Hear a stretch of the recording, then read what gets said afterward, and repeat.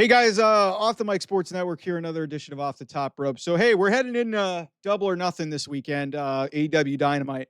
So listen, I know some people are going to come at me for this topic that I'm about to hit. It's Mercedes Monet.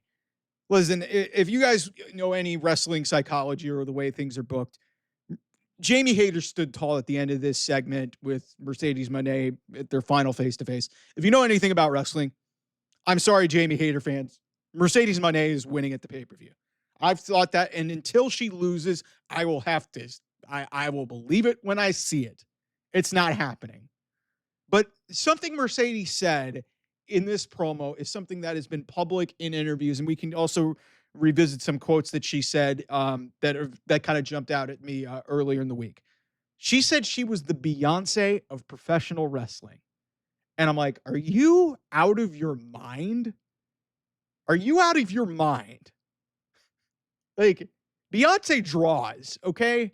I understand that she's got a music element to her thing, but every time I see Jamie Hayter, who is not known as a promo person, outshined Mercedes in this promo segment. Like, Mercedes was visibly having a hard time with her words, and it was almost like stuff that she had written off on cue cards and had been practicing this for like a week. And it did not come off as any bit of authentic, as any bit of natural whatsoever. It didn't come across as any of that. Whereas the men to start the show had more authenticity, both Hangman and Ospreay. And Ospreay is not known as a good promo guy. He's not.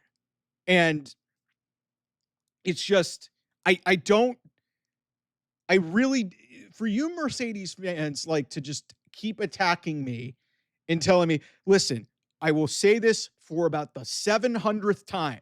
She is an unbelievable professional wrestler. Maybe one of the best male or female talents in the history of all of wrestling. She is as good as there has ever been, male or female.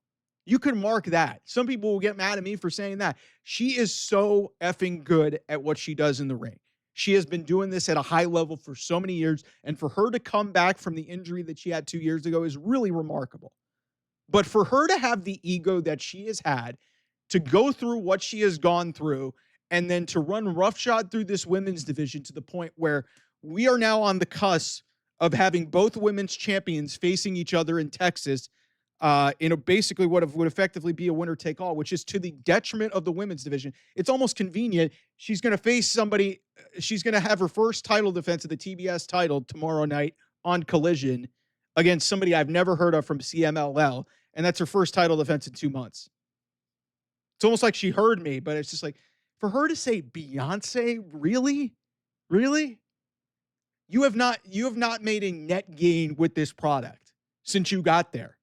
And all you've done since you got there is beat everybody in that division, run through every single person, and then they get nothing out of it. Case in point, hear me out here. Mercedes was quoted, I don't know where this was, but I saw this. She was like, man, I want to see Athena more on television. Well, gee, that's interesting. Athena was brought back to television to seemingly have a dream type feud with Mercedes Moné. They put them both in the Owen Hart Cup tournament on the same side of the bracket, not even meet in the finals, in the semifinals, have them face off in Mercedes Moné's hometown. Mercedes wins. We have not seen Athena since. So, gee, you want to see Athena on television, but hey, let's just have her be in a tournament that you didn't need to be in. Let's waste a pay-per-view match, and you're the Beyonce. Maybe Beyonce fans, and maybe I'll ask my sister off camera about this because she knows about Beyonce. Maybe I'm not seeing what that tie-in is, but it just feels incredibly disingenuous. It feels incredibly just fake, and it feels incredibly like she is trying to stay relevant. And it's frustrating for a guy like me who really has, like I said, has the utmost respect for everything that Mercedes Moné has done for women's wrestling. Because I will say this. If she doesn't make the contributions that she did in the starting about 10 years ago in NXT and her matches with Bayley, we would not have the women's division in NXT right now that we currently have. That is how great and how great Mercedes Monet and how much she has done for women's wrestling in getting it to the next level. But she is in the ego trip phase of her career. And listen, more power to her. She has never gotten the respect that I basically am paying to her. But I'm frustrated because it's almost like we're seeing the true colors of her, or maybe this is just pent up frustration and her taking it out on the rest of the world because, hey, I didn't get the shine and I didn't get the respect that I deserved. So I'm going to run roughshod over this division, get all the money that I can. Again, totally more power to her.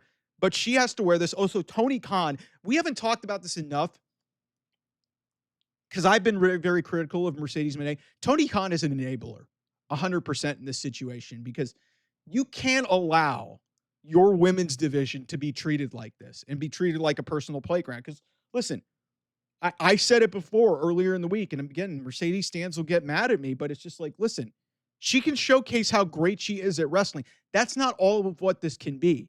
You've got to elevate people. And in that segment, from what I saw with Mercedes, going back to Mercedes and Jamie was the one who did the carrying in that segment. She had a great promo. She sounded real. She sounded authentic. She a lot of her points felt real. Mercedes felt like a cartoon character. She did. And without the WWE glitz and glamour, it's very clear that she is very limited. And so that falls on Tony Khan for giving the creative control to somebody who is not very good as they think they are. She bet on herself. She got the bag. She got the money. But this hasn't been landing for like a year, man. This has not been working.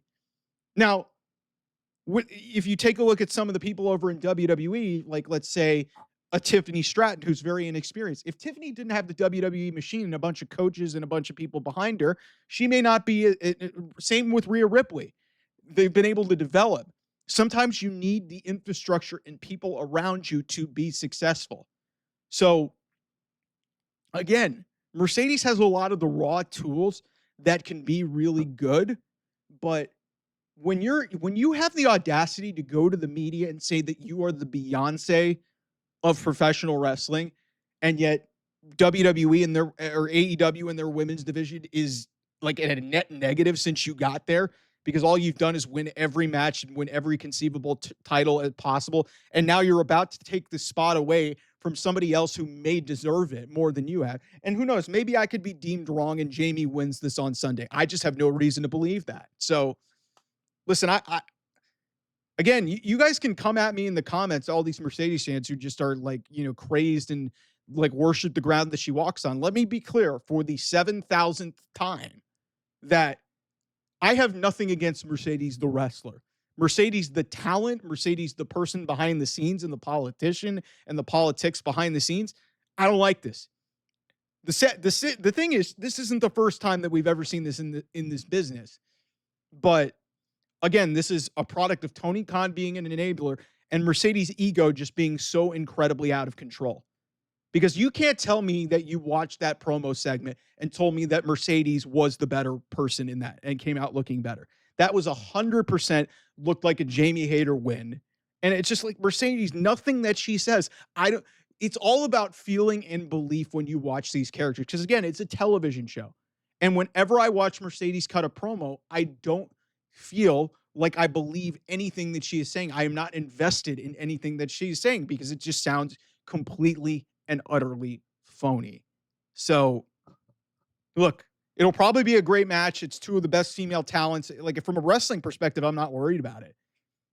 But again, what are you going to do once if you get to Mercedes and Tony? Tony Storm is going to absolutely eat Mercedes Moné alive in promo battles for the next 2 months. Are you looking forward to that? Tony's going to try her best to make this freaking entertaining, but it's going to be a disaster, man. It's going to be a disaster. It won't be as bad as Mercedes and Britt Baker last year, but it's not going to be good. So, all right, we'll have a little bit more on Dynamite coming up later on. I'll see you guys soon. Bye-bye.